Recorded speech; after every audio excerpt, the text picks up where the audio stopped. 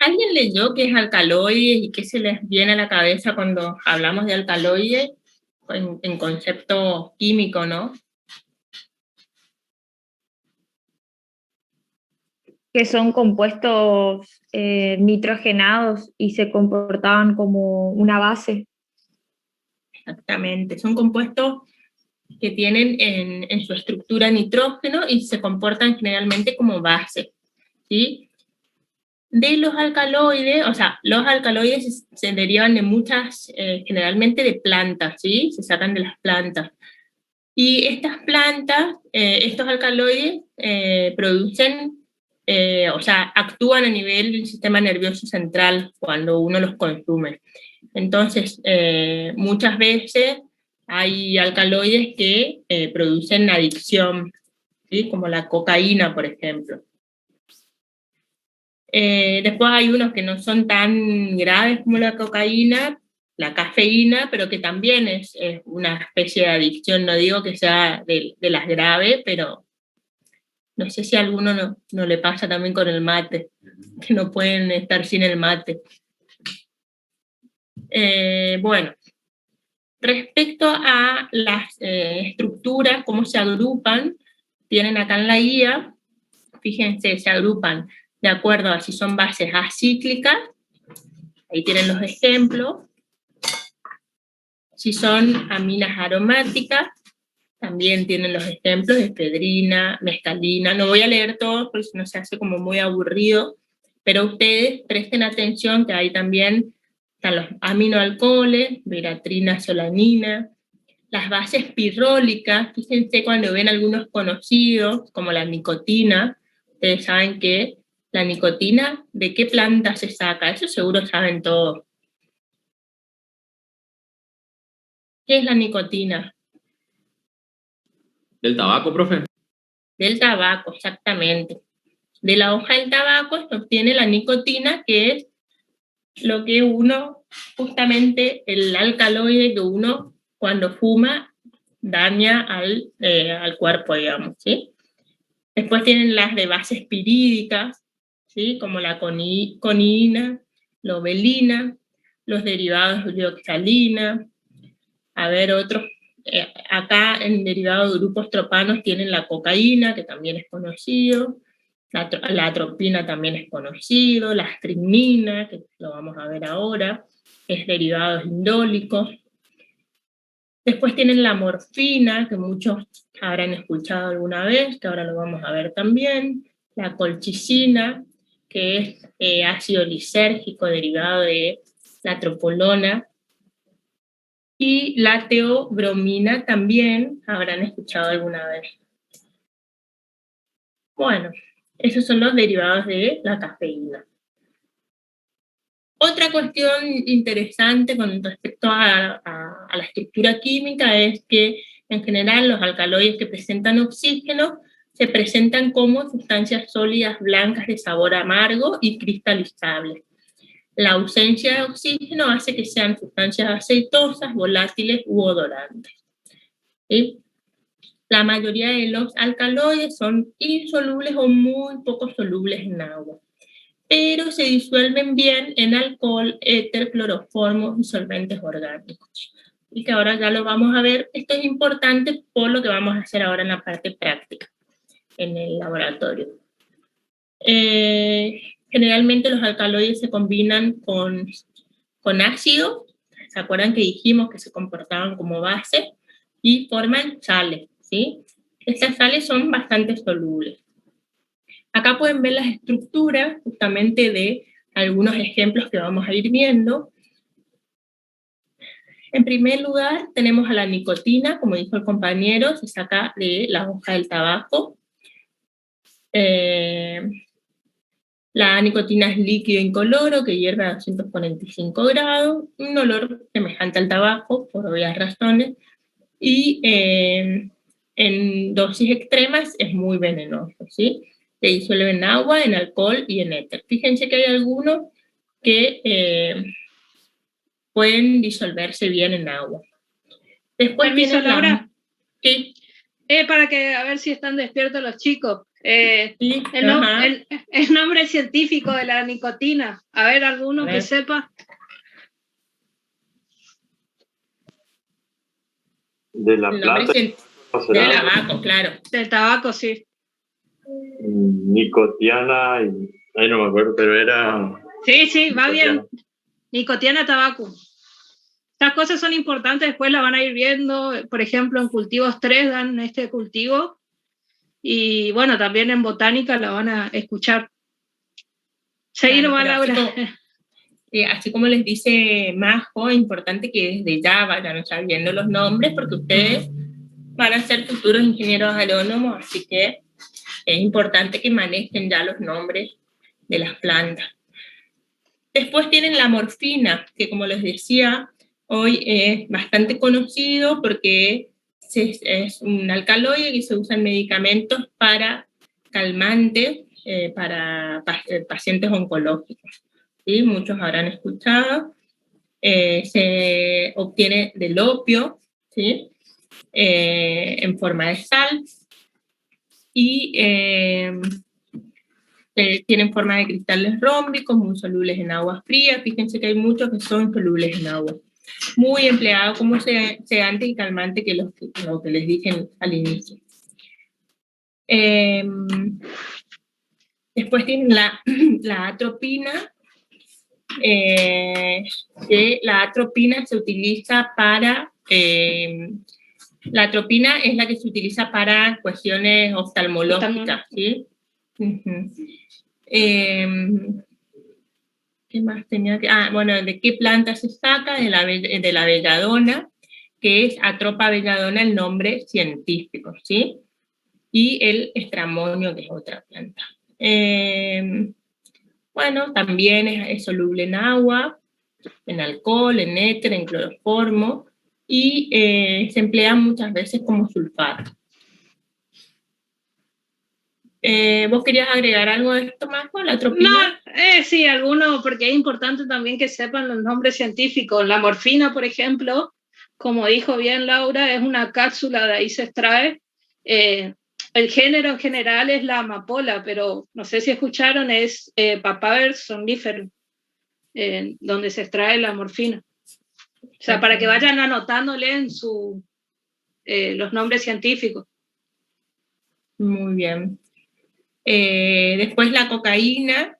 La cocaína se extrae también de una planta que es, el nombre científico es Erythrocylon coca, que todos habrán escuchado la coca. También en la zona noroeste del país es muy común mascar la coca, muchos lo habrán visto, lo habrán escuchado, para mantenerse despiertos. Generalmente para viajar en la ruta y eso también lo utilizan. También se obtienen cristales. Generalmente todos los alcaloides son cristales, ¿sí? Como cristales muy, muy pequeños, que a veces casi no son perceptibles a simple vista. Causa insensibilidad en la lengua, es poco soluble en agua, mucho en alcohol y en éter y cloroformo. Y bueno, como ustedes saben, es una droga, digamos, que justamente es una de las que genera adicción. Después tienen las estricninas, que también se extrae de una planta del género estricno, que también se le llama haba de San Ignacio, nuez vómica.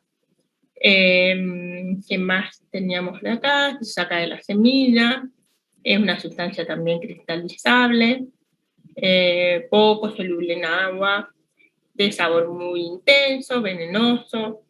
Esta es la que consumen, la que muchos animales han consumido en el campo y ¿cómo es? Morían, digamos, por intoxicación, ¿no es cierto, chicas? A ver si me corrigen. Sí, esto. Sí. Antes los venenos, ya sea los venenos para rata o los venenos que se usan en el campo, sí, produce unas contracciones musculares en el animal y produce la muerte. Exactamente. Bueno, Ahora está después prohibido. Exacto, está prohibido, no se usa más. Otra que es un poquito más relajada, digamos, que los otros alcaloides, es la cafeína, que normalmente creo que todos lo consumimos de alguna manera, porque saben que están en la hierba, en el café, en el té, en todas esas infusiones, está presente. También en estado puro es un sólido cristalino, que se lo puede visualizar como agujas sedosas, se ven como agujitas. Muy soluble en cloroformo, en agua caliente también es soluble, poco soluble en alcohol puro, en la acetona, benceno y éter. Bueno, químicamente proviene de la purina, que es lo que vimos al inicio, que se clasificaba dentro del grupo que tenían presencia de purina, ¿sí? La cual, ustedes ya saben que la purina es la condensación de la pirimidina con el imidazol, eso vieron en nomenclatura. Y después acá tienen una tablita con un montón de ejemplos de alcaloides, que, o sea, tienen el nombre vulgar de la planta, el nombre científico y qué alcaloides se extraen. Fíjense la cantidad de ejemplos que hay: berenjena, cáliz, cardo santo, chicuta, lino criollo, palo de burro, papa, taquito, violeta. Todo esto son ejemplos que, si después tienen ganas, pueden leerlo, si es que no leyeron todavía. Bueno, ¿alguna pregunta hasta acá? Nada. No, Inge, ya no. ¿Alguien tenía idea de lo que eran los alcaloides o relacionaban esto con que eran alcaloides y como que había un grupo? Tengan en cuenta que el grupo de los alcaloides es muy amplio, muy amplio. Fíjense, ya lo pudimos ver con la breve introducción que hicimos, la diversidad que hay dentro de los alcaloides, ¿sí? Lo importante es que sepan de dónde se extraen, los ejemplos más comunes y qué efectos producen y cómo se ven o qué características químicas y físicas tienen. Disculpe, profe, ¿puede repetir dónde se extraen los alcaloides? En general de plantas, ¿sí? De distintos tipos de plantas. Hay Profe. muchos ejemplos que tienen ahí en la guía. Depende de la concentración donde se encuentre en la planta es donde se extrae, porque la cocaína dijo que se extrae de la hoja y después hay otro que dijo que se extrae de la semilla. No. La cocaína, sí, en realidad había dicho el tabaco, que había dicho. Pero sí, la cocaína también. Depende exactamente, hay partes de las plantas donde está más concentrada esta sustancia o donde se produce más en la planta. Eso ya está estudiado en muchos, entonces ya uno sabe qué parte de la planta utilizar cuando va a hacer la extracción del alcaloide. ¿Ah? Y los ejemplos, como me preguntó Matías, Alexi, los ejemplos están en la guía, todos los ejemplos que nosotros les damos están en la guía, ¿sí? Los tienen algunos detallados y otros en el cuadrito final que yo les mostré. Y ahí tienen el ejemplo de qué planta se extrae y cuál es el alcaloide. ¿Está?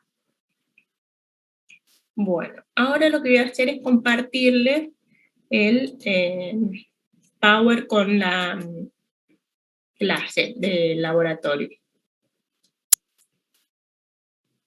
Como vieron hoy, entonces, el objetivo de este trabajo es justamente hacer una extracción de alcaloide, de un tipo de alcaloide, y como dijimos hoy, el más común, el más familiar y cotidiano para todos es la cafeína, ¿sí? Entonces, lo que vamos a hacer en el laboratorio es vamos a utilizar hierba, té o café, ¿sí? Vamos a pesar una cantidad de, no sé si ven el cursor, vamos a pesar 10 gramos de muestra, ¿sí? vamos a colocar estos 10 gramos de muestra en un matraz con agua destilada para llevar a volumen, ¿sí? Y después vamos a colocar esa solución en un vaso de precipitado hasta que se evapore todo el extracto acuoso, ¿sí? Ahí estamos preparando la muestra para hacer el procedimiento. Esta primera parte es la preparación de la muestra. Como segundo paso, lo que vamos a hacer es purificar el alcaloide. ¿Qué es lo que vamos a hacer? Nosotros queremos obtener el alcaloide lo más puro posible, ¿sí? La cafeína sería en este caso. Pero ustedes tengan en cuenta que en una muestra de hierba, de té o café, no hay solamente cafeína. Hay un montón de otras familias de sustancias. Por ejemplo, hay gomas, mucílagos, pectinas, proteínas. Pero nosotros, para poder obtener la cafeína pura, necesitamos purificarla, o sea, tratar de eliminar todo lo que no sea cafeína. Por eso hacemos la purificación del alcaloide. ¿Y para eso qué hacemos? Pesamos acetato de plomo, ¿sí? Preparamos el acetato de plomo al 10%. Esta es la preparación del acetato de plomo. Y vamos a utilizar a la solución que teníamos, a la solución que contiene cafeína, vamos a agregarle el acetato de plomo. Y acá viene la parte que a nosotros nos importa. ¿Por qué utilizamos acetato de plomo? ¿Cuál es la explicación de esto? ¿Y qué es lo que nos va a ayudar a hacer el acetato de plomo en la purificación? El acetato de plomo lo que va a hacer es ayudarnos justamente a eliminar proteínas, gomas, mucílagos y pectinas. ¿Sí? ¿Por qué? Esa es la pregunta. ¿Por qué? ¿Por qué? Porque el plomo generalmente lo que hace es reaccionar con los grupos sulfidrilos de los aminoácidos que tienen todas estas proteínas. Estos aminoácidos, si tienen, yo les digo que tienen grupos sulfidrilos, ¿cuál creen que pueden ser estos aminoácidos? Porque ustedes saben que los aminoácidos también se clasifican. A ver si alguien me puede decir un ejemplo de aminoácido que tienen grupos sulfidrilos.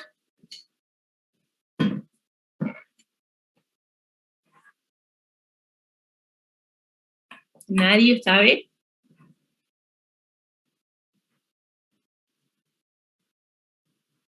La metionina, la cisteína. ¿Sí? Bueno, parece que o entienden todo o pusieron conectar y se fueron a tomar la merienda. Sí, en el chat, por ejemplo, Ortiz Nadia dice que se le desconectó. Y bueno, si le podría volver a explicar. Hasta ahora lo único que mencionó la profe es que hay que preparar la infusión, que en este caso puede ser té, hierba o mate cocido. O sea, hierba, mate cocido, té y café. Y con esa solución lo que vamos a hacer es ir purificando para obtener la cafeína. El primer paso que vamos a hacer es preparar una solución de acetato de plomo. Y acá, como menciona la profe, la importancia de saber qué hace el acetato de plomo y qué función cumple. En este caso, el acetato de plomo va a precipitar con las sustancias que nosotros queremos ir separando, que en este caso son las pectinas, mucílagos, proteínas, y me está faltando uno, Laura. Pectina, mucílagos, gomas y proteínas. Gomas y proteínas. No sé si se entiende ahí. Pero Nina, acá encontré un aminoácido con oxidrilo, ¿puede ser? Con sulfidrilo, grupos sulfidrilo. Los grupos con azufre sería. Sí, esos son dos nomás. Profe, disculpa, a mí se me corta cada rato y no entendí, ¿se le agrega entonces el acetato de plomo para qué era? Para precipitar, como dijo recién Majo, precipita... ¿Para extraer los taninos? No, precipita proteínas, gomas, mucílagos y pectinas, ¿sí? Porque vos tenés en cuenta que purificar significa que vos querés sacar todo lo que no te sirve y dejar lo que vos querés determinar. En este caso, la cafeína, ¿sí? Entonces, ¿Por qué usamos acetato de plomo? Porque el plomo reacciona generalmente con los grupos sulfhidrilo de los aminoácidos. En este caso de las proteínas, gomas, mucílagos y pectinas, ¿sí? Entonces, lo que hace es precipitarlos, ¿sí? Y ahí eliminamos algo, no todo. Eliminamos algo de lo que no queremos, que son todas estas estos grupos que acabamos de nombrar. Proteínas, gomas, mucílagos y pectinas. ¿Por qué? Porque el plomo reacciona con los grupos sulfhidrilo de los aminoácidos de estos grupos o de estos compuestos, ¿sí? Al reaccionar, precipita y lo que hacemos después es un filtrado, ¿sí? O sea, fíjense, este dibujito se ve como que hay un precipitado, que son estos dibujitos más claros. Se formó el precipitado gracias a que el plomo reaccionó con los grupos sulfhidrilo de los aminoácidos. Lo filtramos en el papel. Entonces, ¿qué nos va a quedar en el papel? Lo que nosotros no queremos, o sea, las proteínas, los mucílagos, las gomas y las pectinas. Lo que va a caer acá va a ser la solución, que todavía siguen teniendo otras sustancias, más la cafeína que nosotros queremos determinar. Ay, perdón, se me corre esto cada rato. ¿Se entiende hasta ahí, chicos? Profe, Entonces, sí. le pregunto, ¿qué precipita significa que van al fondo del recipiente? Exactamente. Se precipita porque en realidad se forman como coágulos, por decir, ¿sí? Y van al fondo del recipiente. A veces no van al fondo, depende del peso que tenga, pero sí, generalmente sí, cuando uno dice precipitado, porque va al fondo del recipiente. ¿Sí? Entonces, gracias, profe. Sí, de nada. Entonces, una vez que ustedes filtraron, la solución que vamos a seguir trabajando es la que queda acá ya. Pero esta solución, ustedes ya lograron sacarle algo, que es la proteína, mucílagos, gomas y pectinas, ¿sí? Que eso no nos interesa. Pero sigue conteniendo nuestra cafeína. Vamos al siguiente paso. En el siguiente paso, me salté una parte, sí, acá estábamos recién. Vamos a ahora utilizar sulfato de sodio, ¿sí? El sulfato de sodio, que también está preparado al 10%, le agregamos unas gotas a la solución que nos quedó. ¿Y qué es lo que va a hacer? ¿Qué función cumple el sulfato de sodio? El sulfato de sodio lo que va a hacer es alcalinizar el medio. Me gira esto, está muy sensible el mouse y... Bueno, va a alcalinizar el medio, ¿sí? Cuando ustedes alcalizan el medio, o sea, cambian un pH en una solución, pasa que hay muchas sustancias que se vuelven insolubles, ¿sí? Entonces, estas sustancias que se vuelven insolubles a pH alcalino son las que nosotros vamos a filtrar. ¿Está? Por suerte, la cafeína no le pasa nada en pH alcalino, ¿sí? Porque nosotros lo que queremos justamente es determinar cafeína. No pasa nada con la cafeína sigue bien en pH alcalino, por lo tanto no va a volverse insoluble. Sigue estando solubilizada en esa solución que tenemos, ¿sí? Pero se van a volver insolubles otras sustancias que también tienden a precipitar. Entonces hacemos un segundo filtrado, ¿sí? Por lo tanto, en el papel de filtro me van a quedar las sustancias que se volvieron insolubles con pH alcalino y debajo, o sea, en el vaso de precipitado que se recoge la solución, me va a quedar la solución con la cafeína aún más pura, porque ya eliminé otras sustancias, otras familias de sustancias, que no las nombramos porque son una gran familia de sustancias. Imagínense, a pH alcalino hay un montón de grupos de sustancias que se vuelven insolubles. Pero está estudiado que la cafeína no, por lo tanto, se puede utilizar este paso en el procedimiento de purificación de cafeína. ¿Estamos hasta ahí?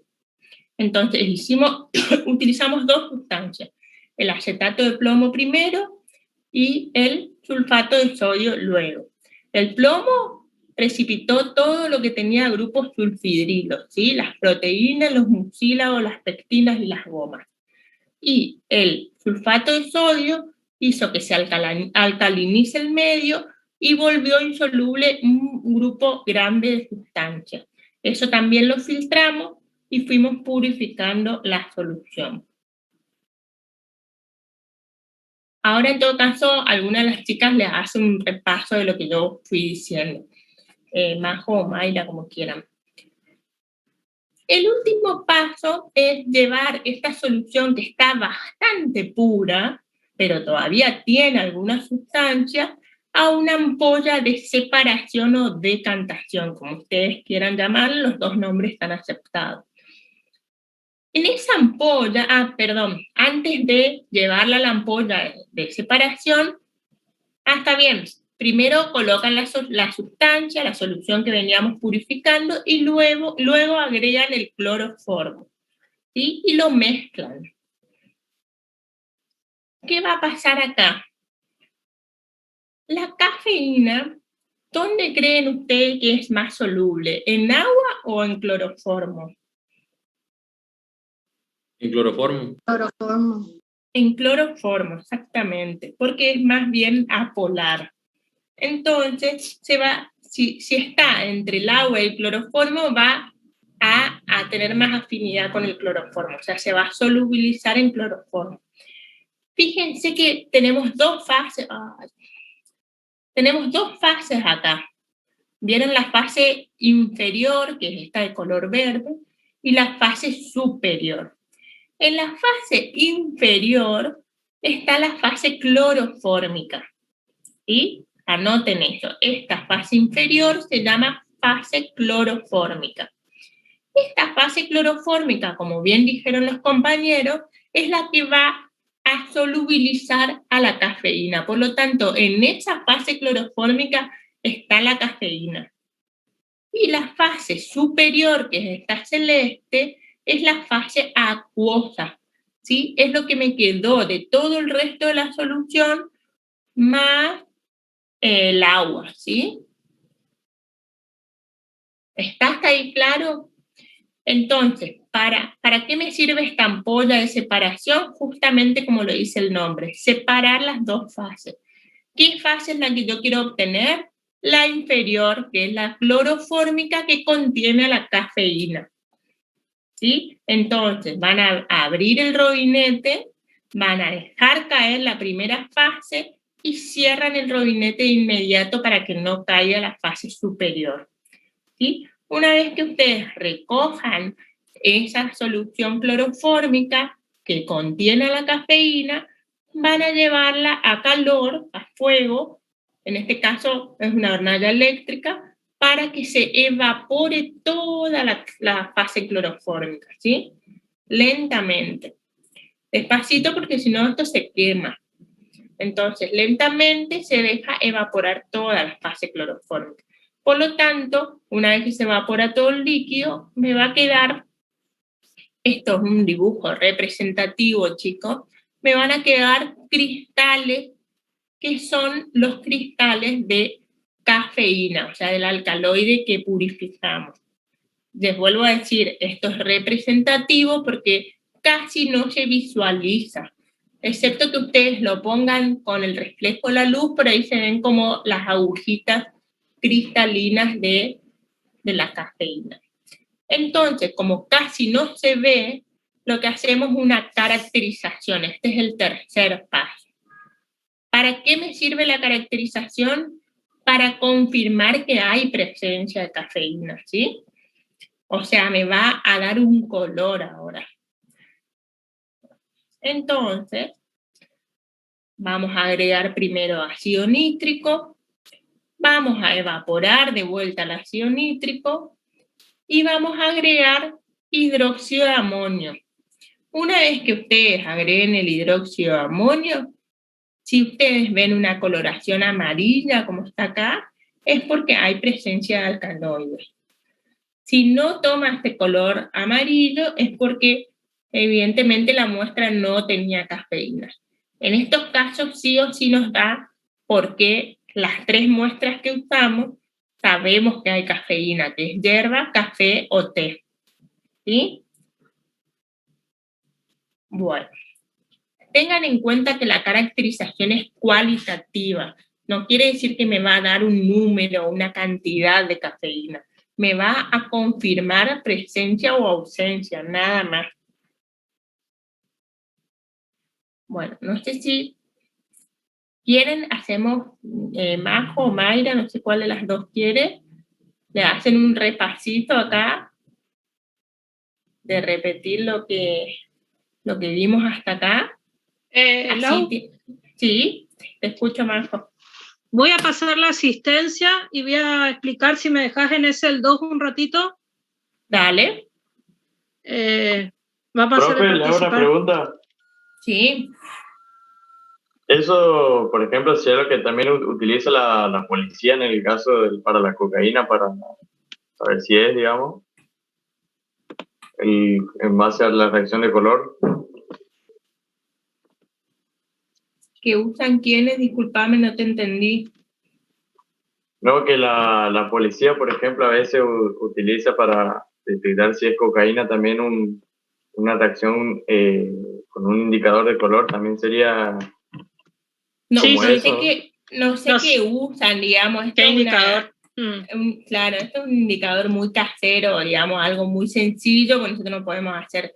Se supone que tienen más tecnología y quizás pueden determinar más. La verdad no estoy sabiendo. Si alguien sabe y aporta qué es lo que usa la policía para ver si hay cocaína, no sé. Pero sí, es un indicador, se usa como un indicador, hay que caracterizar para ver presencia de un alcaloide. Pero no estoy sabiendo qué es lo que usa la policía, pero es una buena pregunta, interesante, para averiguar. Bueno, ahí pasé la asistencia, chicos.